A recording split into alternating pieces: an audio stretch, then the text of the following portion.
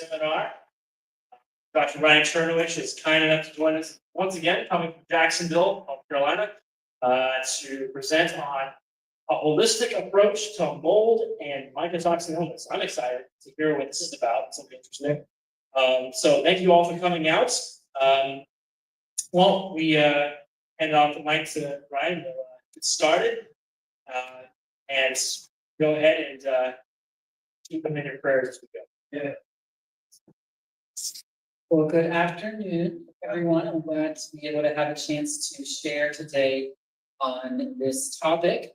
And this is a different kind of a topic that isn't discussed a whole lot in healthcare, but it actually applies to a lot of people more than we may realize. And so we're all going to learn a lot today about mold. Who has ever thought that mold might be affecting their health? Have you ever cleaned your health for a couple of minutes here? All right.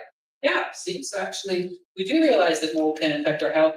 Take a look at a couple of fast facts about mold. 70% of homes in the United States, 7 out of 10, have some degree of mold growing in them. So that's kind of a lot. We got about 45% of homes have self-reported visible mold. People have said they see it growing. 45 million homes in the US have unhealthy degrees of mold growing. So that's quite a substantial number. 85% of commercial and public buildings have a history of water damage and mold. Now, commercial and public buildings, shared spaces typically often are ones that you don't have the same person kind of doing oversight on them, and they can be a concern. 93% of cases of chronic sinusitis can be linked back to having a positive trigger from mold exposure, and about 4.6 million cases every year of asthma and lung disease can be attributable to mold exposure. So it's interesting, right? We actually have some more interaction than we might realize with molds and how they impact our health. So we're going to be learning a lot about that. Before we do, just a quick little intro here for those of you who may not know who I am. I am a naturopathic and a functional medicine doctor. So I practice more holistic healthcare. I live in Jacksonville with my wife, Ruth. I did some studies, Seattle area, residency in Montana. I see patients around the coastal area, Virginia, North Carolina, both telemedicine and Virginia, telemedicine in person. So that's who I am. So today we're going to learn a lot of stuff here. So we've got this, every time I do a lecture, I just sort of break it up into different categories. At any point during the presentation, if you want to take pictures of the slides, feel free to do that. Take as many pictures as you want. We're going to learn some facts about mold. We're going to talk about how do mycotoxins affect our health. We're going to learn about what are some symptoms, how do we test it, what is the process that people need to go through in order to heal from it. How do we can get to be more acquainted with buildings and mold, and then I'm going to share at the end 7 practical steps that are take-home steps for all of us to apply on how we can limit more exposure of mold in our environment. So we're going to have these different sections here. I'm going to try to keep it engaging and interesting as we go through this. So section 1, we're going to learn some fuzzy and some fearsome facts about mold, because we know mold is fuzzy. So that's why I've got that up here. Let's learn a little bit about this. Molds are funguses here, essentially. That's what molds are. They're funguses, and they naturally grow anywhere there's moisture. If there's moisture and there's biodegradable organic matter, mold can grow. You can see that. We come in contact with mold all the time. We eat it, we breathe it, it's on our skin, we interact in the natural world with mold, so that's okay. There's over 100,000 known species, so there's a lot of types. The one thing that they all share in common, they all need water. Mold needs a little bit of moisture to grow. It can grow on just about anything, right? So if you've got something that has organic, biodegradable material, dirt, dust, cardboard material, carpet, paper, roofing, tile, concrete, plants, food, insulate, look at all, mold can grow, right?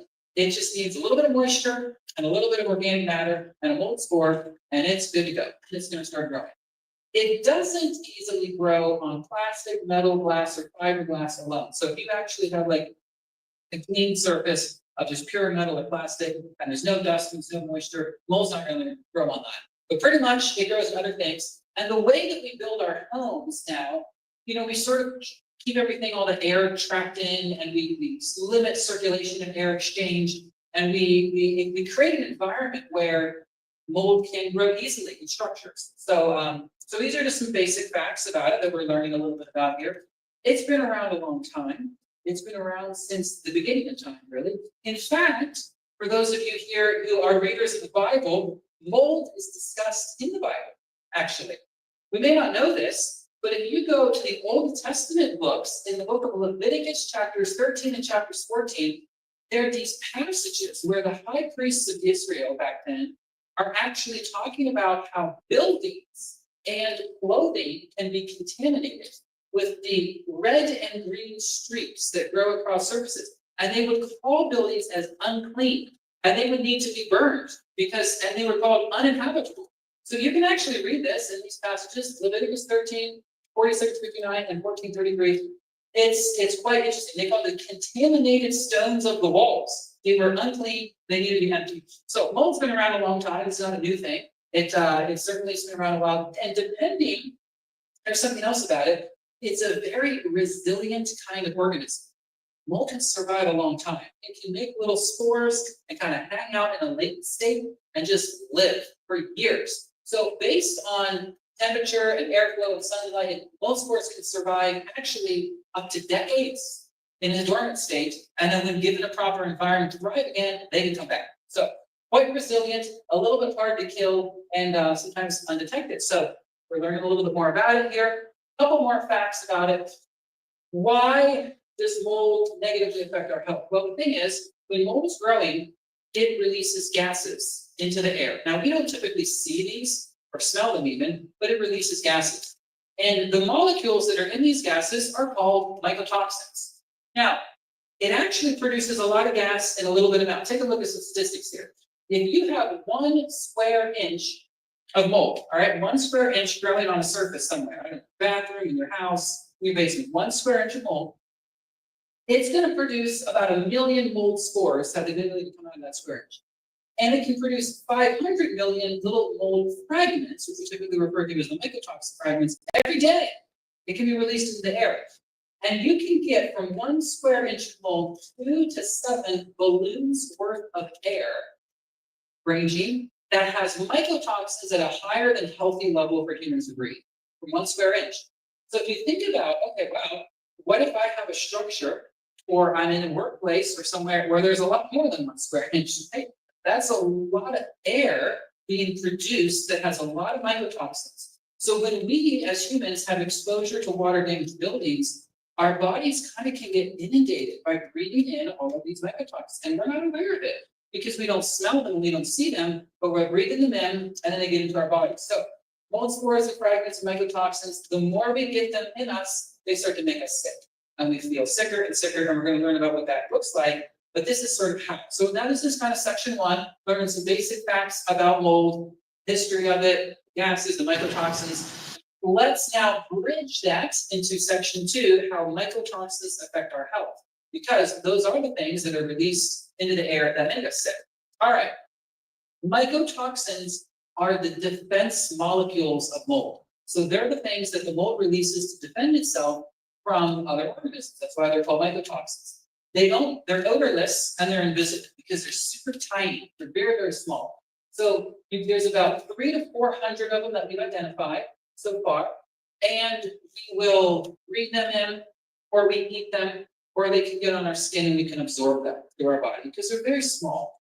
And every one of us, every day, encounters mycotoxins. It's about a volume. Are we encountering more of them than our bodies can handle? And that's what can cause us to be sick. Because they're so small, they can really travel anywhere in the body.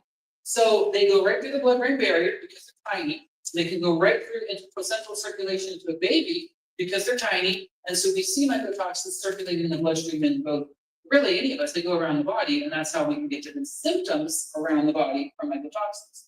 Here's a couple of examples of some names. Now, some of you might have recognized some words up here. Some of you may not know any of these words. These are actually some names of mycotoxins. You've got aflatoxins, you have beta-globulin A, you have the citrotoxins and the varicarins and the alginone, the mycophenolanic acid, the gliotoxins, the fucosinins, and all of these things. So these are terms that I work with when patients are having mycotoxin illness. We do tests and we actually see what's coming out of the body. These are some of the most common ones.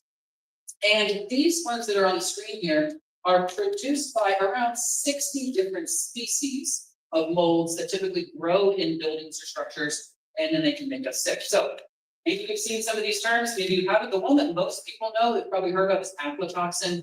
Sometimes we've heard of that associated with peanuts, because there's a type of mold that can grow on peanuts and produce aflatoxins, but there's a lot of other types here. So those are some of the names of these little particles that get in the gas the mold releases.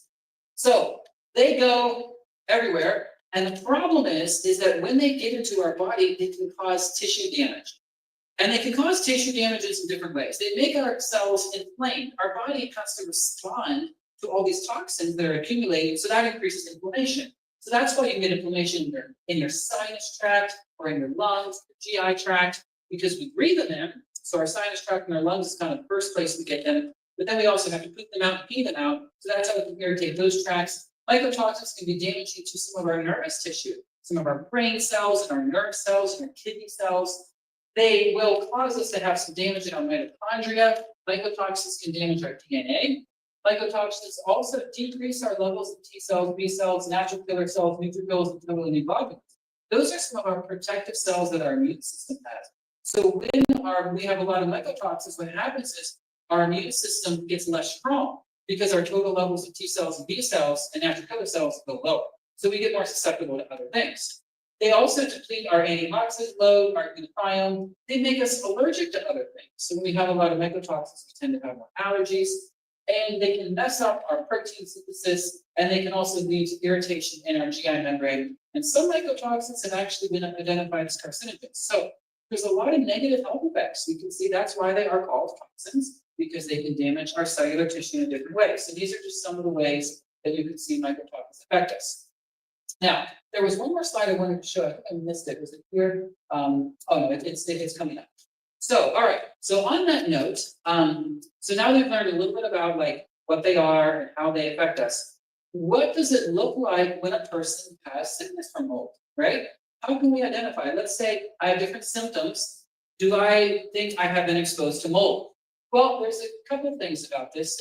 Mold illness is a little bit tricky, because there's not like a single symptom that will tell you, hey, you have mold illness. No. And that's because mold mycotoxins can go to different parts of the body, and they can affect different systems simultaneously. And different people will be affected in different ways. So that's important. You know, the way that we detoxify toxins varies, right? How your body, there's a different set of genes in your body that produces detoxification enzymes that's a little bit different than my body. So if we are living in the same house, and we might be exposed to the same amount of mold, you might be more sick, or I might be more sick than you, because our bodies are processing them differently, right? So I see this very commonly. I will see a husband and wife, they'll come in, and one of the partners is very sick because of mold illness, and the other one has some symptoms, but they're different symptoms, right? And that's so that you have to sort of, it's very individualized treatment. But mold symptoms, they're very wide-reaching. Sometimes it can be a little bit vague, but here's something that's important. Typically, they start kind of quietly and insidiously, and over time, get worse. I hear this a lot from patients. You know, people come to me as a functional medicine doctor typically with like complex chronic illness things. And you know, they've been going to other doctors, it's not feeling well, I'm having all these weird symptoms, what's going on? And then I'll start to do a history, and I'll say, you know what? This all began back in 2016 or 2018, or insert whatever time frame. And then I'll say, hey, was there any kind of change in your life? Oh, well, we moved, or we went into this new apartment, or I got this new job, or this or that. And sometimes there's a geographic locational change that correlates at the start of symptomatology. Because you know what? I started to feel worse ever since 2020 when we moved into this apartment. And oh yeah, actually we've seen some mold and stuff. And then ever since I've been living there, I've been feeling worse. And I'm getting more tired and more headaches, more fatigue. And we begin to identify, yeah, you're in an unhealthy environment. And as we are more progressively exposed, and we get more of these mycotoxins in our body, over time we feel worse, right? So that's something that, you know, we have this quietly, and over time insidiously worsen and persist. And for some people, it may take a couple of months before you really start to get sick. For other people, they get sick right away. I've seen a lot of different cases. So there's a lot of symptoms. We're going to look at some of them here. There's a lot of symptoms that can be associated with mycotoxin illness. And the reason for that is because they're so tiny, they go all over the body, right? Now, the first point of entry is typically our upper respiratory tract, right? Because generally speaking, if we're getting sick from mold illness, it's because we're in a water damaged environment and we're breathing these in. So sinus issues, nose issues, throat issues, allergies, coughing, stuffy nose, congestion, all of that. You can see postnasal drip, chronic sinusitis, nasal polyps, hay fever, all of that upper respiratory stuff.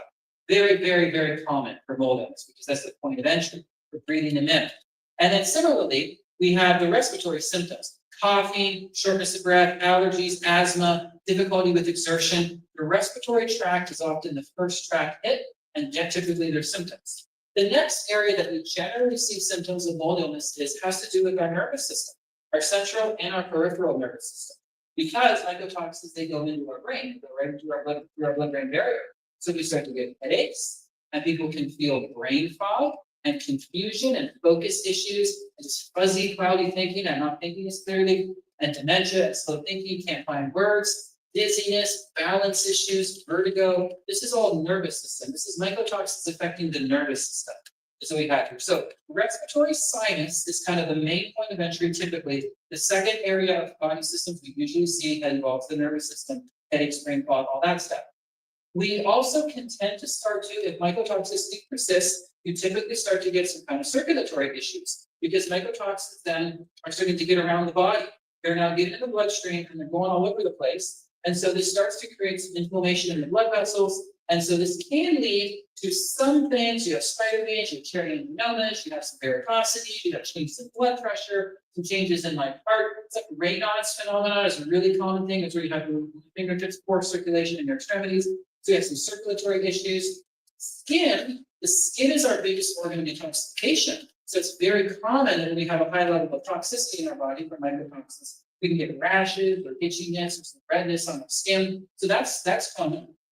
And then you can, obviously, by no means are these symptoms only attributable to mold. We know that, like people can get these symptoms from other causes, but I'm saying that mycotoxicity can lead to this. You can get digestive and urinary tract symptoms as well. Irritated bladder or more frequent UTIs is common. One, because the immune system is depressed, so you can't fight infections as well, you get UTIs easier. And two, we pee out a lot of mycotoxins and they irritate the bladder. So we get a lot of bladder issues and some blood and some digestive issues and emotional health. You know, typically when people are living in an environment where they're breathing or surrounded by mold, there's usually an emotional health component too. Mycotoxins can make us have more anxiety, depression, mood swings, more sadness and volatility. And then we talked about the fact that the immune system gets depressed. Well, why does it get depressed? We learned a couple slides ago, mycotoxins deplete our levels of T cells and B cells. So that means we can't fight infections as well, right? So we can't kind of start to get sick a little more often, and they can't shape things as fast. And opportunistic viruses like Epstein-Barr will come back, and we just are tending to be in a state of sickness a little bit more. So we see that there's a couple of symptoms which are a little bit more specific to mycotoxicity. Ice pick headaches. This is a sensation in the brain where you have this like rapid, acute pain, just shoots through your head, it comes and it goes. They're called ice pick headaches. That's very specific to mycotoxicity, as well as this internal electrical shock of wandering nervous system pain. So if you have a sense of like weird, quick shooting nervous system pains that move around your body, they're not reproducible, but they tend to appear in different places, that tends to often be associated with mycotoxicity, as well as feeling worse in humid environments. Folks who have a lot of mycotoxins in their body don't tolerate humidity very well. So if there's a thunderstorm coming through, or you go into a damp building, it's, I don't feel so good. I'm getting a headache, I'm getting tired, I'm getting some brain fog, I want to get out of here. And that is very common. There's less of a tolerance for humid environments as well. So a lot of symptoms. So this is why it takes someone with some training to kind of piece it apart, because there's a lot of possible things here. Now, how do we do this? Well, there's different ways clinically. This is just for your information. You know, when I see patients, right, you get a detailed history, a timeline of patients, here's all the symptoms, here's when it began. There are questionnaires you can do. I will score this for my mold sick patients where we'll do this particular questionnaire, different visits. And then there's also some testing that we're going to look at next that can be confirmatory. When you put all those pieces together, the history, symptoms, the exposure history, and then the testing, you can make a determination this is a person who has had mold exposure and they're sick from mold. And typically, everybody looks a little different. You know, I had a patient come in once. I had a lot of stories, actually.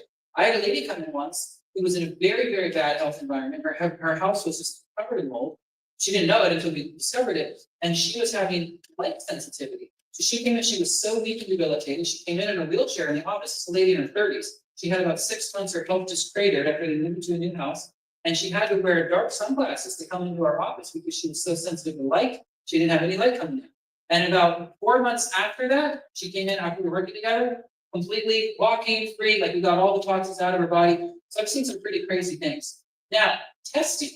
How do we test this? We actually can test this in some interesting ways. We can get some objective data in addition to the subjective data as well. There's a couple ways we can do this. Now, you know, there's tools you can use. Unlike other diagnoses, it's not like one exact test confirms or doesn't confirm. It's putting the pieces together, where you're typically having, you know, a doctor, a mold literate doctor, who can look at the symptoms, testing all of it. But we're going to look at two areas: blood work and urine testing. That's how we can determine from that. So blood work, you actually can get blood tests done, which can look at antibodies to mold. Now, there's two types of antibodies. You can get IgE or IgG. IgE antibodies show if you have an allergy. That doesn't necessarily show if you're exposed. But IgG antibodies, LabCorp does this lab, for example, very popular lab, LabCorp. You can see how is your immune system seeing mold, and you'll see that elevated. I'm going to show you an example on the next slide of what that looks like. There's other markers we look at too, getting a complete blood count, which is an assessment of your immune system, your white blood cells and red blood cells. If you see, for example, a pattern of low white blood cells, low T cells, low B cells, low neutrophils, you think something is suppressing your immune system. A couple of specific markers from an immunological standpoint: complement proteins, C3A, C4A, are very specific to mycotoxin triggered illness. CD57, natural killer cells, ANA.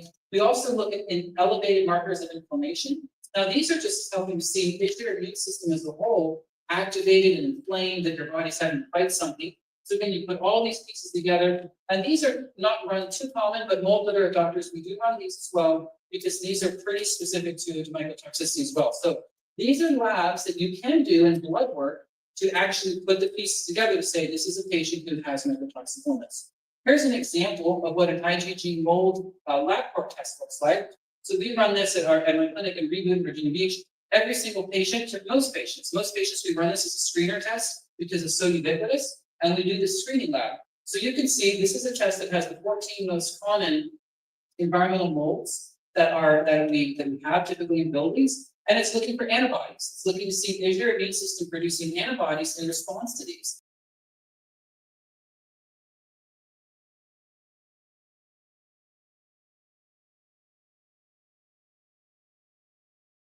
So you can see some species of mold. You can see this penicillium, there's Penicillium, there's Aspergillus candida, there's Actineria. So these are species, and some of these, like, their immune system is seeing this at pretty high levels. It's making those antibodies high levels. So where's that coming from? Well, their immune system is seeing it somewhere. So then that's where we need to have the conversation and say, okay, where is it coming from? How can we get rid of it? And what do we treat it?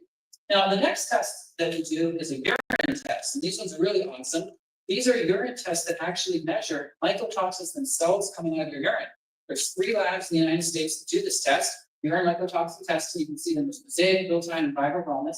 And this is a test that patients do at home, where you pee in a collection cup, and it's actually measuring mycotoxins, the actual ones. And so you can see it. There's different numbers. Mosaic does 11, Biltine does 16. Here's an example of what one of those reports looks like. So we run these tests a lot on patients. And so they're saying, you know what, I think I have mold, my antibodies are high, I feel all these symptoms, let's do a urine test. And sure enough, coming out of their body are elevated levels of, here are your mycotoxins: Chaetoglobulin A, fumosinins, ochratoxin, patulin, Jordan's, cytotoxin, fumosinins. And so what this does, what we can do with this information then, we can say, all right, you have high levels, for example, of fumosinin, B2 and B3. We know that fumosinin comes from a genus of molds called Fusarium. And we know Fusarium molds like to grow on these types of structures and buildings and these types of foods. And so we can then, through reversing and deduction, we can say, here's the mycotoxins you have, here's the species they come from, here's the typical environmental things that mold grows through.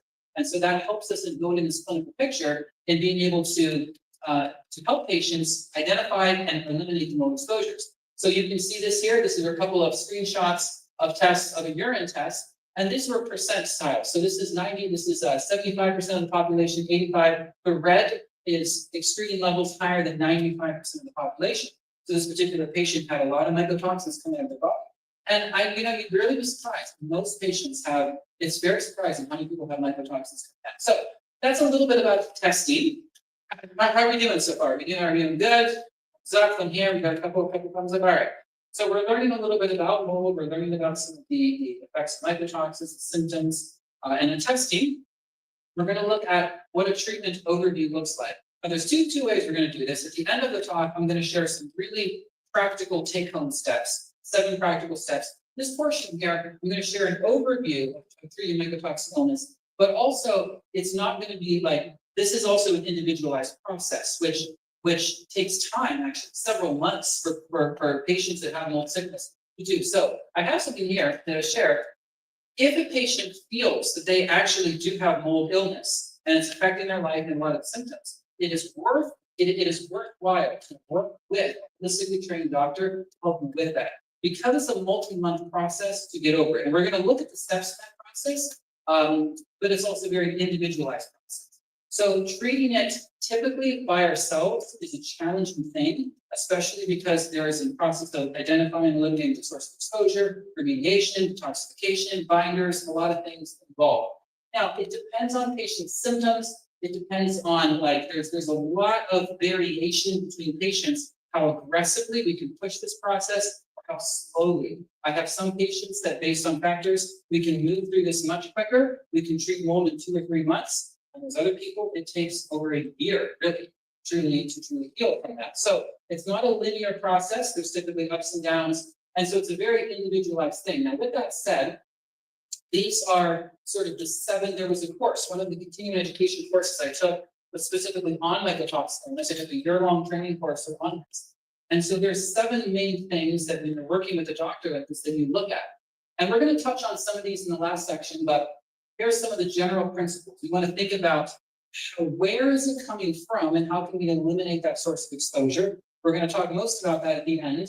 And in the body, we start doing a couple different things. There's sort of 2 hallmarks of treating mold illness. The first hallmark is doing an intensive multi-week or multi-month detoxification process where you're pushing all of the mycotoxins out of your body. And in some patients that have colonization and mold inside, we also have to do antifungal treatment inside too. Those are sort of the 2 hallmarks of mold treatment, but you need to build up to that. And typically patients need to be building on the foundations of health first, where we're working on, diet, nutrition, sleep, lymph brushing, some foundational steps preparatory for detoxification. Because one of the things that you learn, if people have a lot of mycotoxins in their body, if I as a clinician jump in too fast and start doing detoxification too quickly, people get sick. And you make people feel very poorly. So you have to do this judiciously, where everybody individually, you build them up, go to foundations of health. You get a lot of the foundational systems supported with antioxidants. You then do a detoxification. You always have to do binders. Binders involve things like charcoal or chlorella or bentonite clay or different things like that to go into the body and grab onto the mycotoxins. Anytime you're doing the detoxification, typically you have to treat colonized mold. This is where, because mold, sometimes, this isn't the case for every patient, but some patients actually can have mold colonized inside the body, in the sinus tract or in their GI tract. And in those patients, it's not enough to just detoxify. You also have to do antifungal treatment with biofilm degradation to get rid of it. So you can see it's kind of an involved process, but these are the 7 main steps that we do. And then when you're all done, you rebuild and you want to rebalance the immune system because there's been inflammatory triggers after that. Now, what does this look like? For most patients, it's, I would say, on the shortest end, people that have a lower amount of exposure, you're looking at about a 3 to 4 month window. On a higher end, you're looking at least typically a year of process to really heal and build your health back. But it's very well worth it, and it's great. So that's a little bit on that. I think a couple of key points here. But sometimes people say, well, it's difficult for me to be able to go through all that. The single most important step that a person can take if they do have mycotoxic exposure is to get themselves away from identifying and get rid of the source of exposure. The body has an amazing capacity that God has given us to detoxify. So even if we do nothing clinically, we just get into a healthier environment. With time, our body does slowly get rid of things slowly over time. Now, you can accelerate that process, you can facilitate healing a lot quicker. But if we have mold in our environment, we have a mold car, a mold basement, mold room, identifying it and getting away from it is the most important step. We're going to spend time with that at the end. There's also, if there's one supplement that people need to take, any patient with mycotoxicity, it's an antioxidant, which is called glutathione. Have any of you ever heard of the molecule glutathione before? A couple of you have heard glutathione. It's the body's master antioxidant. It's the most important antioxidant in the human body, and it neutralizes all the free radicals in our body. And the thing is, when we have a lot of mold in our body, our levels of glutathione get super depleted because it's used up and they get super depleted. So you can take it. You can take it as a liposomal supplement, and that's the single most important molecule that every patient I have with mycotoxin illness. There's a few other things. There's some milk thistle, there's some binders, NAC. There's a lot of agents we use. These are some of the big ones that I use in the process. Those are a couple of thoughts. Now, we're going to go into the next section here, and then we're going to end with the 7 take-home tips, which we're going to spend some time on that are really practical for you. But we're going to learn a little bit about buildings and mold, because now I think hopefully we have an appreciation for it's important that we identify this and limit our exposure to it. So we're going to learn a little bit about buildings. Some of you might have some contracting exposure, history, may have a little more insight into this than others, but mold we already learned, it can grow in a lot of places. So the most common locations that mold becomes a problem in our structures is where there's water, because remember, water needs moisture. It needs that's what it needs. So typically we think about, okay, bathrooms and kitchens and subflooring underneath, like bathrooms and kitchens are very common. HVAC systems are also super common places where we can get mold in the HVAC system and it circulates all around. Ventilation ducts in bathrooms and kitchens are common. Carpet is also another common source. Behind drywall where there's plumbing lines, behind drywall where there was ever flooding. If there ever was a significant event in your house that there was a water leak, got into a bunch of drywall structures, and that wasn't properly dried out, is a very, very high statistical probability there is mold growing behind the structures, because now there's moisture and there's ample organic matter for the mold to grow. Behind refrigerators, freezers, behind furniture that is flush with the walls. For example, if you have a piece of furniture that's right up against the wall and there's never any air circulation around that, you're creating an environment where mold can grow more easily because there's not airflow. We're going to talk about airflow in a second. And any surface in a room with high humidity and poor air circulation. So if you have a really humid space, attics and basements are pretty common to be pretty humid, and you don't have good airflow, well, that can happen actually, right? So you can have then the mold can develop in that space because of the high humidity. So cardboard boxes and newspapers are also another ample medium for mold can grow. So we're looking at this, and I'm seeing some interested eyes. Like there's some things in our spaces that we could be attentive to. Now, what are some signs? Well, you can have visible signs. So you can actually visibly see mold where it can grow in streaks, or it can look like dust sort of appearing. It can be different colors. Mold can be green, red, blue, black, white, gray, purple. There's different species of mold. And it looks sort of like dust growing on top of the surface. It can be powdery, velvety, slimy, or dusty looking. A couple of other signs that are little telltale signs. Condensation on the inside of windows, doors, or outlets. Now it's normal, especially here in humid North Carolina, that if you have air conditioning on the inside of your house, on one of these humid days, the condensation is on the outside of the window. We've all seen that. But if you have condensation developing on the inside surface of your doors, walls, or outlets or plugs, that's typically some kind of a moisture problem that's there, and it's very possible mold could be growing in that environment. Also, any sort of pocketing, dimpling, bubbling, soft spots, or depressions in floors, walls, or ceilings. So if you have a floor, for example, and you notice, you know what, it's kind of like low here. Or if you notice a wall, there's a little bubble or a sagging, that could be water damage in that area where you're having some mold growing there, and it could be water damage breaking down some structure. So that's also possible. Discolorations, if you see stains, right? So if you see like stains on the ceiling or on the floor or on the walls, and that looks a little weird, and you push it and it's a little soft, very possibly the water damage is there. soft, warping or sagging spots, carpet marks or carpet stains. This typically, if there has been water damage on carpet, you can see like a little bit of an edge where the water sort of spread out. And typically that's residual water in the pad underneath. And it's very possible there could be mold right there too. So you can look at that. Obviously, musty or unpleasant smells gives a giveaway, and feeling worse when in the space. If there's a space where you're like, every time I'm downstairs in the basement watching a movie, I just feel like garbage. I get a head, or I always get super tired when I'm up in this upstairs bedroom, or I work out in the garage and I get brain fog. I can't think over there. If there's a space, or every time I drive in my car, I have had patients where mold's been in the car. It's not been in the house, actually.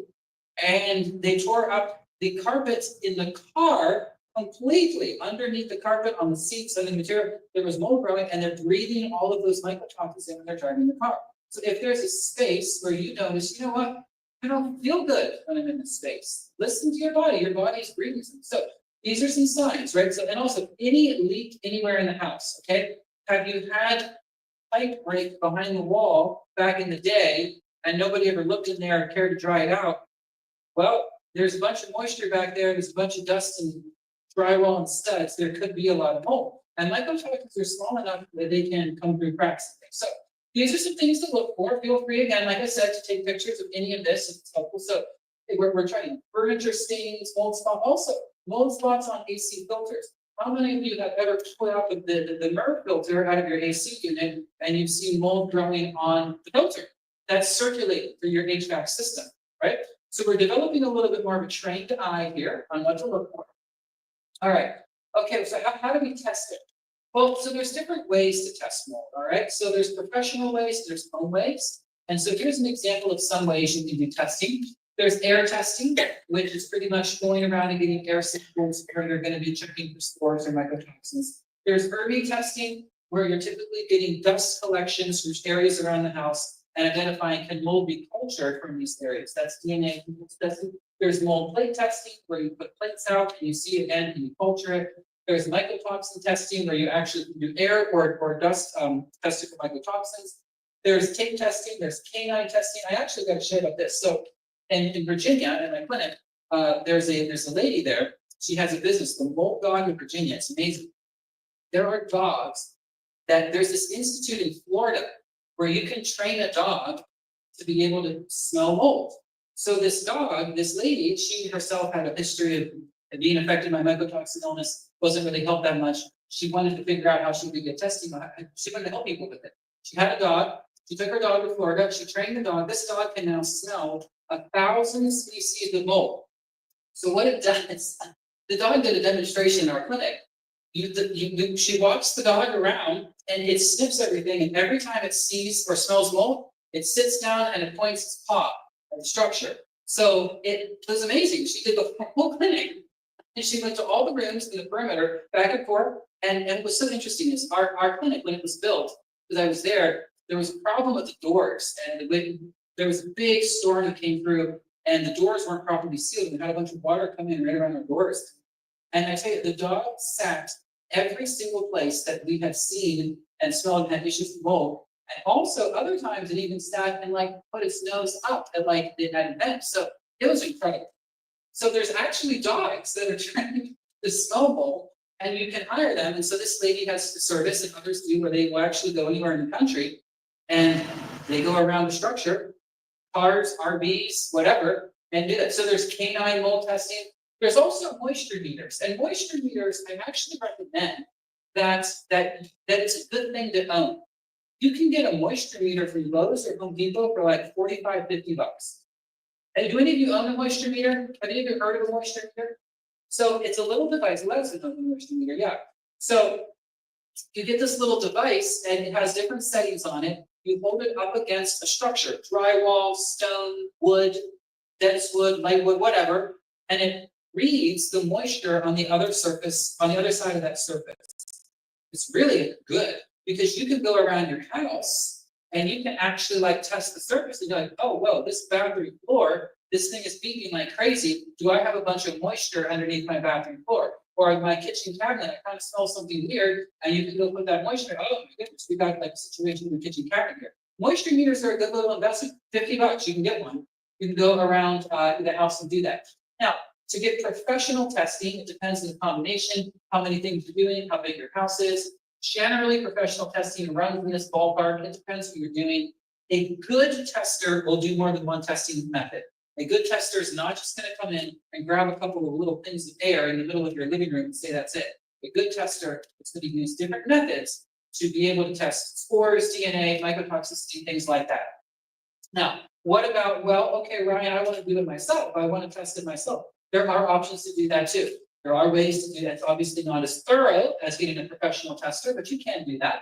And so you can get, well, essentially ERMI testing. You can get Mycometrics. Mycometrics is a great lab, and you can buy for $200 a kit, and you can go all around your house, collect dust samples around your house, send it out to the lab, and they will send you a big report back saying what kind of DNA and species you have grown in those dust samples for $199 from Mycometrics. So that does exist. Is that up here? I think, oh, I didn't have it, but yeah, Mycometrics right there, yeah.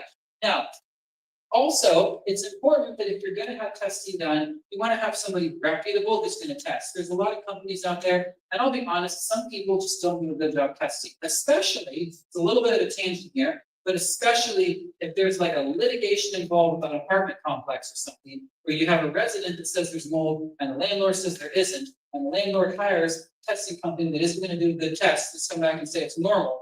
And that happens all the time. And then like, oh no, your apartment's fine, even though people are very sick. I see this all the time.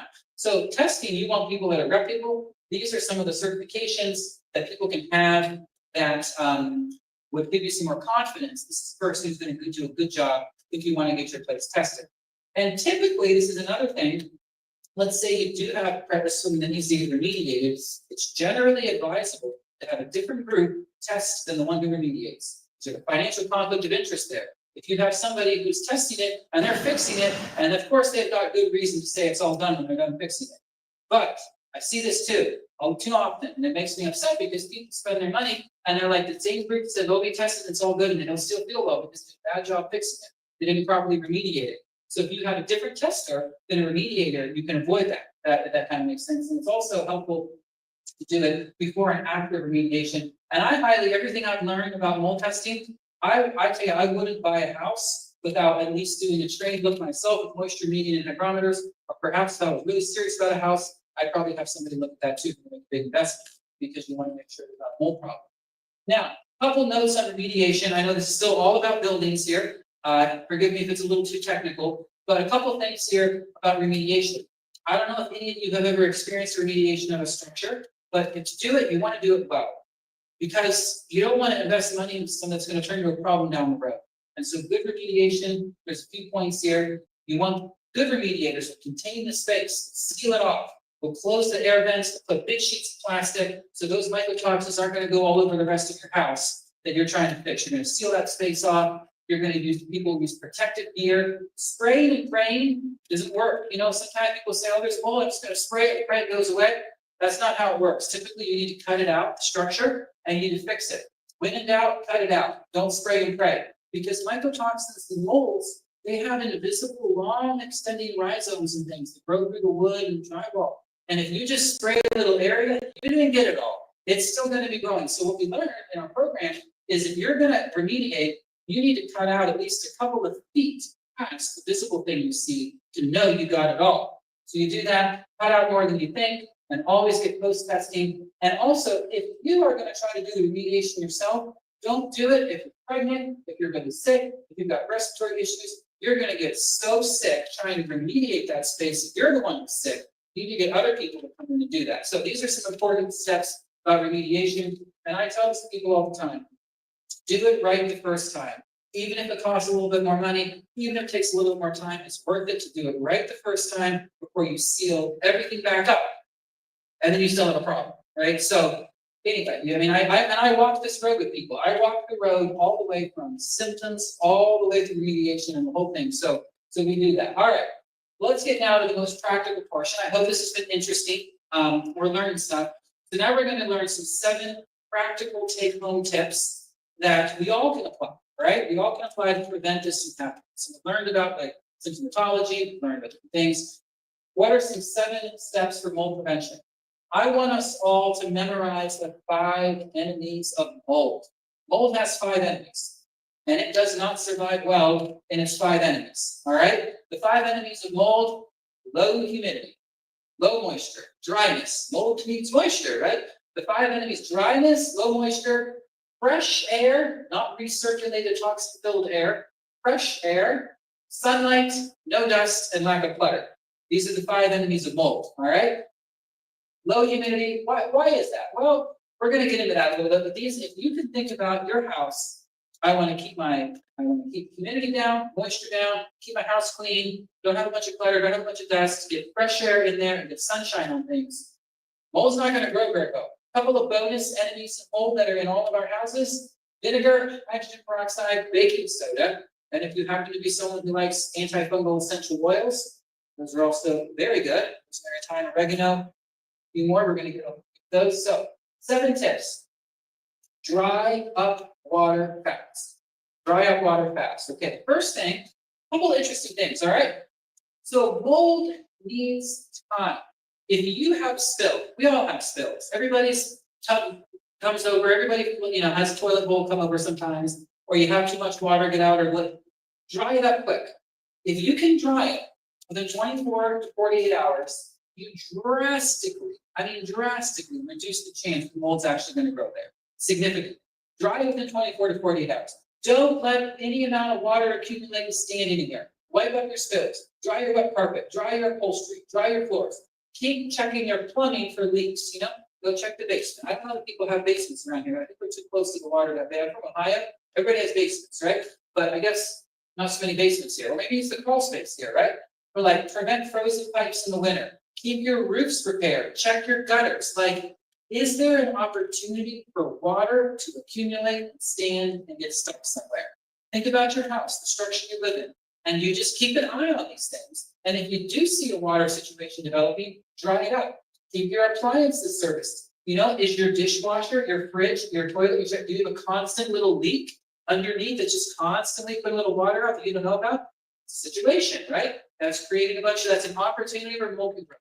So let's also, recheck this. So you never think of this. I tell you though, reseal your ground lines and your countertop edges. Do you know how many times right around the sink, the kitchen or the bathroom sink, you've got it's not sealed, right? Where the drywall is and you're always got water splashing around all the time and it's getting in those little spaces and mold starts to grow down there. So it doesn't take much, it really doesn't. So the first thing is dry up water fast, right? If we have damp, moisture, so thinking about the house, these are some steps we can take. All right, how are we all feeling about this first? Good? We're gonna dry the water within 24 to 48 hours. Number 2, keep the humidity down. Here is a take-home rule that you all can learn, you all can master. Mold doesn't grow if it's under 50% humidity. It just doesn't do it. Typically, it doesn't grow if it's under 60%. It grows above 60% humidity. Humidity you can control. You can test it and you can control it. Did you know you can go on Amazon and you can buy little hygrometers for $8? You can get 6 of them, stick them around your house, in your bathroom, in your kitchen, in your basement, in your garage. A hygrometer tells you the humidity. So, oh my goodness, my bathroom is always 85% humidity. Wow, that's not good. Mold grows if it's above 60%, right? And then you can get a dehumidifier. Or you can put a little small dehumidifier. You can say, you know what? I'm always smelling something in this room. Oh, my humidity. So you can get a handheld hygrometer or a little small hygrometers. They cost like nothing. Put them in your house, and you can track this. And if you can keep your humidity under 60%, generally speaking, chronically, obviously, if you go take a warm shower, your bathroom humidity is going to go up to 85% there for a little bit. But air it out. Don't let it stay like that for just days. That's where mold can grow.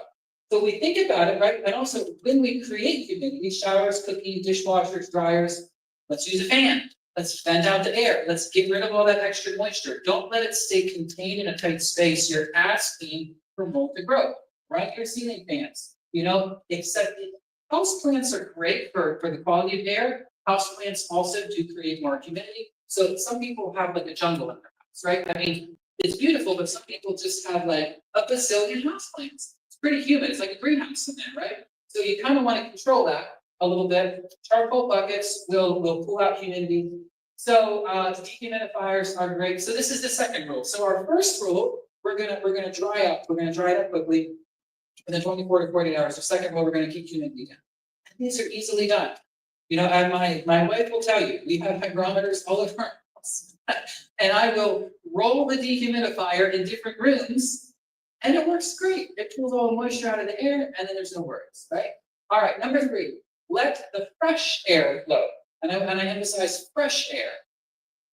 Indoor air that is perpetually recirculated, and there's never an exchange of outdoor air, that is very sick, dirty air. You know, it's interesting.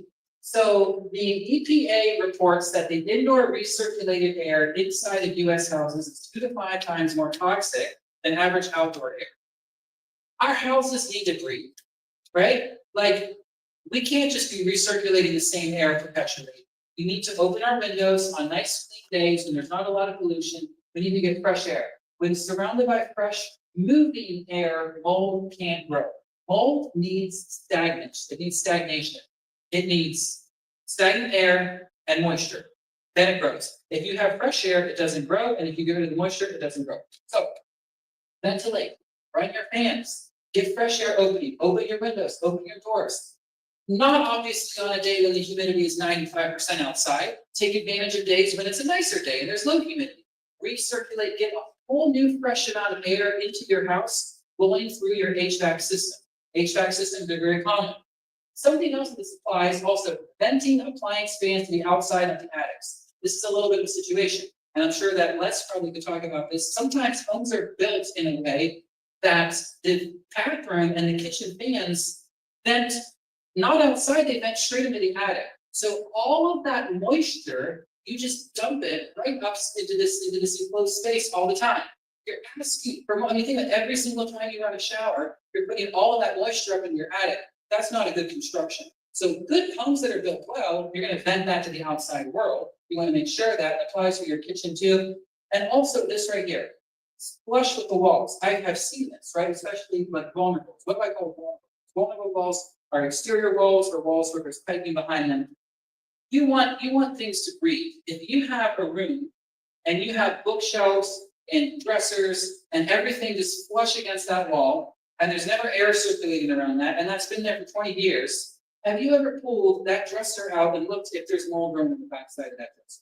More often, you'd be amazed how often it is, right? We need to give yourself a couple of inches so that the furniture, you've got airflow. We want airflow, right? It's a simple thing. Down, if you're storing things, give a little bit of breathing space, run the air around. Finished basements almost always have mold. But again, there's not so many basements here in North Carolina. All right, so we're talking about fresh air, we're talking about low humidity, we're talking about drying things fast, and we're going to talk about cleaning and filtering the air. Keeping the air clean, keeping it filtered. Here is the one, yeah, this is where I have it at the sides. Okay, so mold spores, these are the things that, make new molds. They're about 1 to 100 microns in size. But mycotoxins are 0.1 to 10 microns in size. These things are tiny. I mean, like, they're super, super tiny. That's why we can't see them.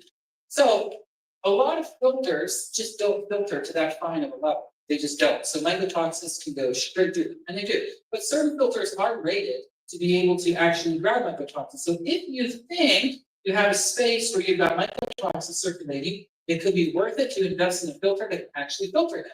These are an example of a few companies that actually make filters that are rated to be fine enough to grab mycotoxins. If you go to Walmart, Target, and just buy an average house filter, chances are that filter is not going to get mycotoxins. It's not fine enough. But you can also see this here. This applies to your whole house, HVAC, and then portable ones. So HVAC system, I don't know if any of you change your HVAC filters like time to time, and there's that MERV rating on it, right? They all tell you the rating. Well, that rating is saying what it can grab, what it can't grab. The MERV rating, typically, if you can get it usually above a 10 to a 15, you're going to be grabbing all the mold spores and some of the mycotoxins. That's a good range to get to stop that. And also change your cabin air filters too in your car.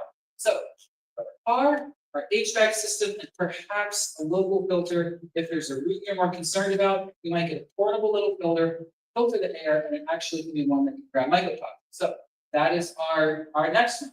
All right, number 5 is dusting. So we, instead of seeing this, you're kind of going along the 5 elements, right? So one of them is low dust. Dust is one of the most favorite things for mold to grow on. I mean, it's just the best little medium. Dust holds moisture. It's biodegradable. It just, mold loves dust, and mold looks like dust. So it's just like, typically when you have a really dusty area, there's typically some mold in there. So dust grows mold on any surface, and the more surfaces we have dust, and then the more surfaces we can have mold. It's good to clean a house. We want to clean our house. We really do. We just like, we don't want to have a ton of stuff everywhere that hasn't been cleaned. There's not good airflow. There's not like, it's asking for an environment we could have mold colonies growing and putting all these mycotoxins into our air. So limit clutter, limit piles of things that are untouched for long periods of time, especially in basements, or especially in rooms with poor airflow, right? You know, put the knickknacks behind glass or in curios, get on top of furniture, appliances, like, just, it's good to clean, it's good to dust. If we have a lot of it, this is making an environment where it's easier for us to be able to grow mold. All right, a couple more. Carpet and cardboard. Everybody loves a nice, good piece of carpet under your feet. It feels amazing. But I tell you, the longer the carpet's around, the more times it's been cleaned, the more amount of dirt that's been ground into it, the more amount of cycles of humidity and seasons it's had of moisture and no moisture, carpet grows mold. And it's pretty common. It gets in the subfloor, it gets in the undercarpet, it just, and I cannot even tell you the number of patients that I have had that have been sick, and when they pulled up their bedroom carpet, or they pulled up their living room carpet, I mean, it was just like a whole sea of mold growing into that carpet. I hear that so often, like, oh yeah, I've had this carpet for 30 years or 20 years, and it kind of smells in that room, and I don't feel good, and sure enough, so, you know, carpet's a little challenging, so and cardboard too. So strongly consider getting rid of old carpet or whole carpets or edge-to-edge carpets, especially if you think you have a problem. Like if you have a brand new carpet and you keep your house dry and you keep it clean, don't go tear it up just because I told you to do this, right? But like if you are suspicious, you know what, I got some symptoms, this is old, I'm feeling well, I smell some weird things, this has been down here 15 years. Maybe I need to get rid of this. You kind of see like, let's think through this, you know, rationally. So dry carpet aggressively after you clean it. You want a clean carpet, but again, within 24 to 48 hours, you want that bone dry, with that dehumidified and dry there. And also cardboard. Don't put cardboard in basements. Don't put it along floors or walls. Basements are really damp for cardboard. If you are using cardboard, try to keep it on higher floors and keep it in dry areas because cardboard, mold loves to grow in cardboard too. So plastic containers and things are great. All right, we've got one more. So now, okay, Ryan, this is great, but I got a little spot. I got a little spot there growing in my bathroom. What do I do about it? Do I cut out my whole bathroom? Well, kind of depends. Big spot, maybe you do need to cut out your whole bathroom. But it's a little spot, you can fix it. Here's a couple of things, a lot of stuff up here. Feel free to take a picture of the slide on how to do spot treatment. Now, again, I emphasize spot treatment because if you actually have a legitimate problem, you need to remediate. You need to remove, you need to take out the tub, take out the floor, like if it's a real, but if you see just a little thing growing and you're catching it pretty early, you can get that. Now you can go to Lowe's and buy some pretty strong toxic stuff and it'll kill it. But you can also do this with some things that are less toxic too. So here's a couple things here, right? So large areas, invasive or spread mold needs professional remediation. We're making that point here. But small spots or local areas can be do it yourself with a couple things. Everybody says the first thing you do if you have mold, you go put bleach on it. And I'm going to tell you, don't put bleach on it. Okay? Don't put bleach on it. You might have heard that in your entire life. Bleach will kill the surface mold. It's not going to do anything for the roots that are going deep in the structure. It's actually going to irritate that mold and make it produce a lot more mycotoxins and come back stronger afterwards. So you get temporary benefits and then a more vicious, unhappy mold later on. And bleach is about 90% water, so you killed it, and the rest of the water that's absorbs into the wood is now food for the mold. Don't do bleach. Bleach is not good for mold. So what is good? Vinegar is amazing. Undiluted white vinegar is really good for mold. Undiluted white vinegar penetrates the porous surfaces. It can get down, it can kill the roots. So what do? You spray it hard, you let it sit. See, vinegar is not water, even though it's liquid, right? It's, you know, it's chemical performance liquid. It's not water. So even when it absorbs, it's not feeding the mold, it's killing the mold when it absorbs in there, right? So spray, let it sit for an hour, you rinse it again, you rinse the area with a little bit of warm water, then you spray it again with it, you let it dry, then you let it clean. Okay, so you spray the vinegar, let it sit, rinse off, spray it again, let it dry, and then don't rinse it the second time. That is a good way to do spot treatment with vinegar. Hydrogen peroxide is also really good. Has to be stronger than 3% in order for it to be effective when it's low. Spray, get it on there for 20 or 30 minutes. You can do a little bit of abrasion, scrubbing if you need to do it, and then you can kind of sponge it off, dry the area. Essential oils. Here are your antifungal essential oils: tea tree, palo arco, basil, thyme, oregano, olive leaf. I'd also throw up rosemary in there too. These are also, you can combine a couple of these, a teaspoon of the oil with a half cup of water, get a little spray container, you can put that on spots, let it spray, that is also really effective. Also, what if you have something that's been stained with mold? We had mold right now, it's discolored and stained. Baking soda is your friend for that. Baking soda and water, make a little mixture, get it out, the baking soda that's the stain. So here's a couple of other ones. You can do that. In fact, CitriSafe and Microbalance I like. Those are a lot less toxic brands out there than some of the really toxic stuff you can get at Home Depot or whatever. These are a little better. But here's a couple of things you can do for spot treatment. Have any of you ever done any of this for spot treatment? Charlotte's done it. All right, very good. So here is our summary. We're doing great. We're going to land the plane now. So we've got our 5 enemies of mold, which are low humidity, fresh air, sunshine. Sunshine, we didn't talk so much about sunshine, but I tell you what, sunshine, if you, for example, let's say you have like a desk, a wooden desk or a bookshelf, okay, and you see some mold growing up, right? You can do the spot treatment and stuff. Take that desk out on a nice sunny day, let it sit out there for a few hours, direct sun. Oh, that's going to be great. Mold can't survive in sunshine, fresh air. Sun kills it, mold kills it. So for a lot of times, people that are like moving from one place to another and they're remediating certain things, unfortunately, you kind of have to throw away the mattress and the pillows and stuff like that. But there's certain things you can save. I tell people, clean it, put it out in a space of direct sunshine, let it sit for a few hours before you take it into your new house. So that's a good thing to do. So we've got our 5 enemies here: dry, low moisture, fresh air, sunlight, no dust, lack of clutter. And here is our 7 things: dry water fast. How quickly do we need the dry water within to prevent mold from growing? 24 to 48 hours, correct. Keep it dry up in 24 to 48 hours. What is the humidity level that we want to try to keep under to keep mold from growing? 50 to 60%. Exactly, very good, awesome. Let the fresh air flow. Let's clean our indoor air. What is the MERV rating for HVAC systems? Which typically, if you get it above, we want to do. Remember that? At least, so the MERV rating for HVAC, so at least it's 10 or higher. 10 to 15 is a good MERV rating for that. So limiting cardboard to cardboard, and then we have, of course, the slide there about all of these things: our hydrogen peroxide, vinegar, essential oils, baking soda, and that. So there we go. All right. I hope this has been informative. We have talked about mold and mycotoxins and testing and symptoms and effects on the body, and an overview. You can see an overview of a treatment process, which is many months, and then some practical things that we do to helpful. And I will be glad to take any questions that you all. Just go ahead and raise your hand if you have a question for Dr. Ryan. Just to let you know, it's about 4:15, so we'll go for about 10 minutes. It's about 4:15. Yeah. Okay. All right. Yeah. So we'll go for about 10 minutes of questions. Yeah, so, difference of climate, it's about the sun, so a place like a geographical area like the Arizona. Yeah.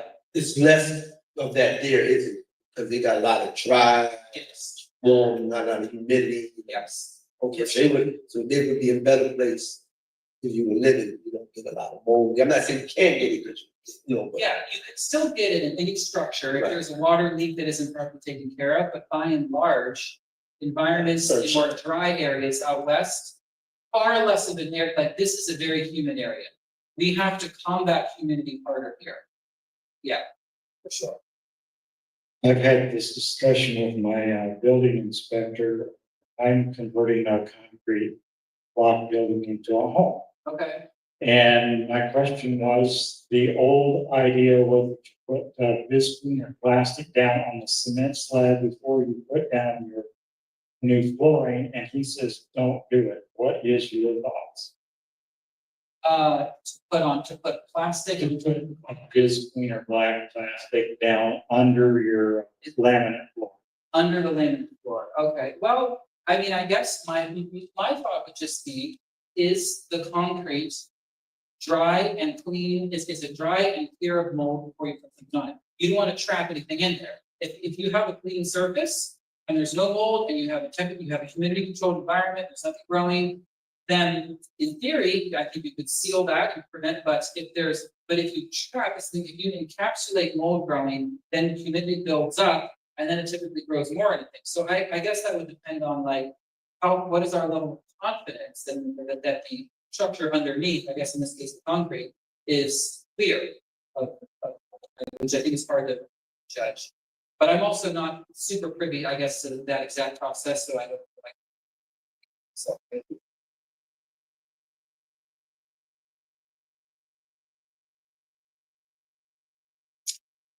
Some questions. Thank you all. I have a question. Okay, that's it. So I was wondering, because my wife and I, we live in an apartment, Right. and I feel like, that probably makes it worse. Yeah. What are some thoughts you have for apartments? And we have windows, we can have windows, dust, everything. But, I don't know where our fan, turn the fan or the air conditioner. I think it goes outside, but I can't be sure. You mean like the bathroom vent and stuff? That's, yes. Yeah. It's a great question, right? So like we all have different living situations, and so we just have to be, I'd say utilize these principles as much as we can for that given environment. So apartments, I've lived in apartments and, we can control our humidity, our cleanliness, we can dry things, we can do these 7 principles regardless of where we live. If, however, we are living in an apartment, as I see that so many of my patients that come to me that are getting sick, and they're like, ever since I moved here, it's been worse, symptoms, sinus issues, brain issues, headaches, brain fog and stuff. And even if you're like, there could still be a problem there, which then to attend to, and that's where I would say, so like, if you're feeling okay in an apartment and you're being responsible with your environment by trying to minimize, do these mold preventative steps, great, keep living there, praise God, things are good. But if anyone's living in a place and you have a high suspicion that you're getting sick by that environment, and you might actually see, so I had some people say, I looked into them, like I took the grate off my HVAC and I looked in there and like, oh my goodness, it's black stuff growing over my HVAC. Yeah, then that's a conversation he's having. We need to get out of this environment. We need to have remediation done and tell the apartment people like what's going on, because no amount of dehumidifiers or stuff can also take the place of active colonization. The preventative steps are trying to prevent colonization, right? But remember, the first part of this talk was saying that actually growing, breathing the mycotoxins in, we're getting sick. And then 1 square inch of mycotoxin of mold produces 2 to 7 balloons worth of mycotoxin every day. So I don't know if that's helpful or not, but like the preventative steps we want to do, but if we're suspicious of a problem, especially based on what we're learning today, the best step is to get out of that environment, or if you can't, have a proper remediate. And then if able to seek care to try to get body. Yeah.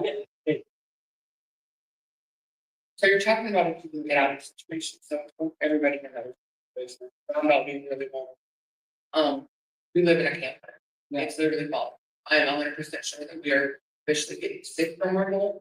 I have to wipe out doors, throw away clothes. All the things talk is my life in the daily basis. I cannot do anything about it financially. So going forward, with that being said, is there anything other than the extra cleaning and that kind of stuff? Like, is there any type of like vitamin or anything on a regular, like that we can maybe try? Yeah, And so we can maybe one day down the road figure something out. yes, I would say, so yes, absolutely, and so I will go back to this. The most fundamental things, I would say, it's gonna be our glutathione, NAC, so we're right here.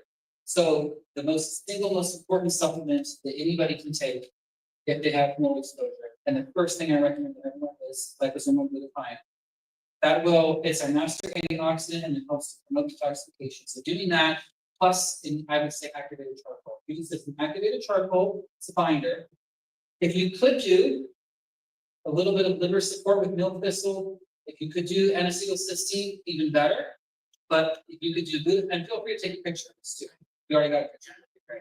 So glutathione and charcoal would be, I say, the foundational things. You could add in a liver blend, burdock, milk thistle, things like that, helpful. And then my thought would be, when you're able to, and this might be hard to hear, but when you're able to relocate to a new environment, I would not take, there are certain things that I legitimately, for your health, I would not transplant a lot of items. Material, now clothes, you can wash and fill in clothes.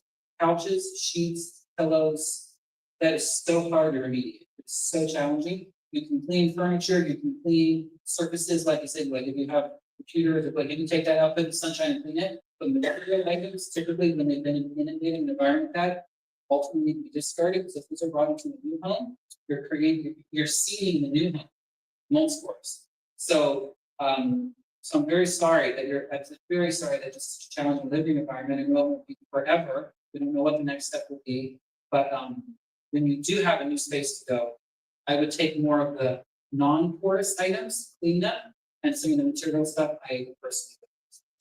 It's a clothing you can clean, sheets you can clean. If that makes sense. Yeah, but these would be things I would suggest as foundation. Yeah. Also, sauna therapy. If you can sweat, if you can sweat, it's amazing how much stuff we push out when we sweat. Really. Yeah. All right, we'll do two more questions here. Yeah. I think the question was just, where do you get those items from? So Where do you get these items from? Great question. Okay. Different places in different ways. So when I've seen a patient in the clinic, there's like online medicinaries where we actually dispense things, but you can go online and buy. There are a lot of online stores where you can buy supplements. People buy supplements on Amazon.com. You can go to foods. You can go to natural like medicine stores, herbal stores. There's mediherb.com. So like if you search, I want to buy liposomal glutathione, for example, and you're going to have tons of options populate. In the clinic, we have a system that we use for patients where everything's third-party tested and stuff, but there's a lot of reputable vendors. So, I would, these are supplements. They don't require a prescription. Like you can go out today, not today, sundown, right? You can go to like Whole Foods and buy milk thistle if you wanted to, right? Or like glutathione, and you can get a supplement of that and start taking. Like you don't need a prescription. That'll kill. So it depends. So herbs can be delivered in different ways. Capsules, tinctures, liquids, teas. There's different ways to deliver herbs, right? So that kind of again go over patient preference. Oftentimes a capsule where the desiccated herb is dried. Liposomal glutathione, where it's a liquid, it's always in the liquid and you take it. When you take those that's even if you don't have mold builders, in case you don't know, is that good to take in? You can, certainly, yeah. So glutathione is an antioxidant. Antioxidants are just like super important to neutralize all free radical damage in our body. Milk thistle is an amazing liver herb. Oxbile helps with detoxification. Charcoal it's a binder. It grabs on the toxins. We all get exposed to toxins. So these are pretty much what these are. These are some, by no means all, but some of the foundational things that we use clinically to promote detoxification of these. So you can certainly, and because there's no downside to doing this. And this is like helping omega-3 fatty acids, which protect membranes that other toxins. all right, well, let's go ahead and give Dr. Ryan a round of applause for coming. Let's go ahead and we'll wrap up.